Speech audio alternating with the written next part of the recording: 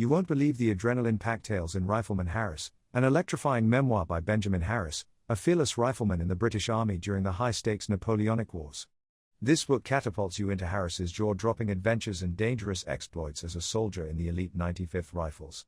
He is about to fight in the Battle of Roliça. Let's begin. It was on the 15th of August, when we first came up with the French, and their skirmishers immediately commenced operations by raining a shower of balls upon us as we advanced, which we returned without delay. The first man that was hit was Lieutenant Bunbury. He fell pierced through the head with a musket ball, and died almost immediately. I thought I never heard such a tremendous noise as the firing made on this occasion, and the men on both sides of me, I could occasionally observe, were falling fast.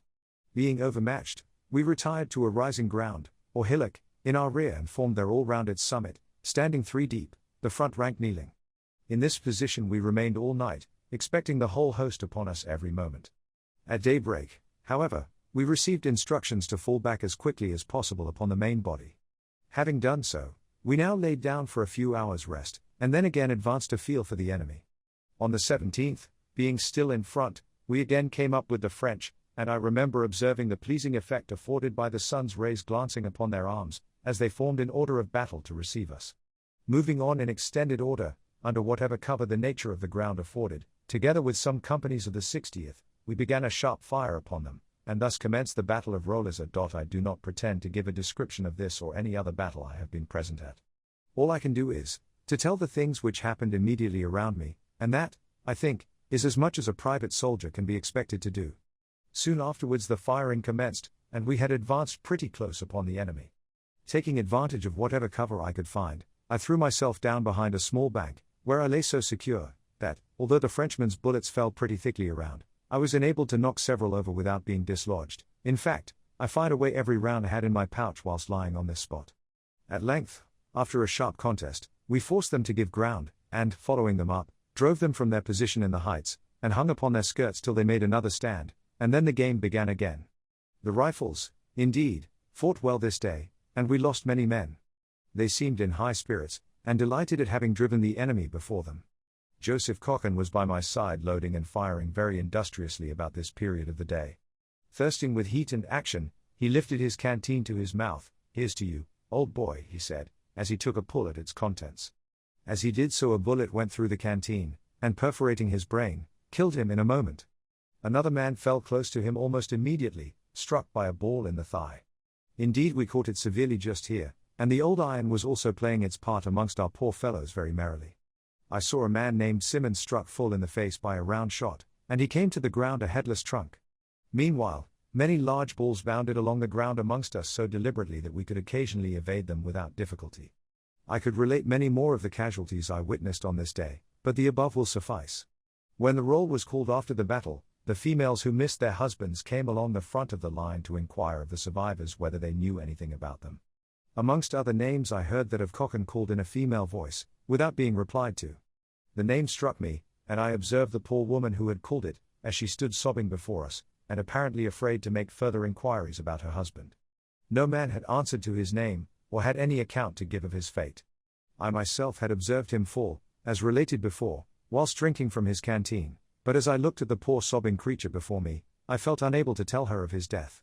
At length Captain Leach observed her, and called out to the company, "Does any man here know what has happened to Cocken? If so, let him speak out at once." Upon this order I immediately related what I had seen, and told the manner of his death. After a while Mrs. Cocken appeared anxious to seek the spot where her husband fell, and in the hope of still finding him alive, asked me to accompany her over the field. She trusted, notwithstanding what I had told her, to find him yet alive. "Do you think you could find it?" said Captain Leach, upon being referred to. I told him I was sure I could, as I had remarked many objects whilst looking for cover during the skirmishing. "Go then," said the captain, "and show the poor woman the spot, as she seems so desirous of finding the body." I accordingly took my way over the ground we had fought upon, she following and sobbing after me, and, quickly reaching the spot where her husband's body lay, pointed it out to her. She now soon discovered all her hopes were in vain. She embraced a stiffened corpse, and after rising and contemplating his disfigured face for some minutes, with hands clasped, and tears streaming down her cheeks, she took a prayer book from her pocket, and kneeling down, repeated the service for the dead over the body. When she had finished she appeared a good deal comforted, and I took the opportunity of beckoning to a pioneer I saw near with some other men, and together we dug a hole, and quickly buried the body. Mrs. Cocken then returned with me to the company to which her husband had been attached, and laid herself down upon the heath near us.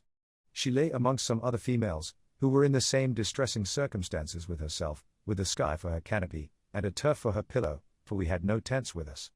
Poor woman! I pitied her much, but there was no remedy. If she had been a duchess she must have fared the same. She was a handsome woman, I remember, and the circumstance of my having seen her husband fall, and accompanied her to find his body, begot a sort of intimacy between us. The company to which Cocken had belonged, bereaved as she was now her home, and she marched and took equal fortune with us to Vimiero. She hovered about us during that battle, and then went with us to Lisbon, where she succeeded in procuring a passage to England. Such was my first acquaintance with Mrs. Cocken. The circumstances of our intimacy were singular, and an attachment grew between us during the short time we remained together. What little attention I could pay her during the hardships of the march I did, and I also offered on the first opportunity to marry her. She had, however, received too great a shock on the occasion of her husband's death ever to think of another soldier, she said. She therefore thanked me for my good feeling towards her, but declined my offer, and left us soon afterwards for England. This concludes the third part of the story. Thank you very much for listening. What do you think of Harris' story? Please subscribe for more episodes and leave a comment.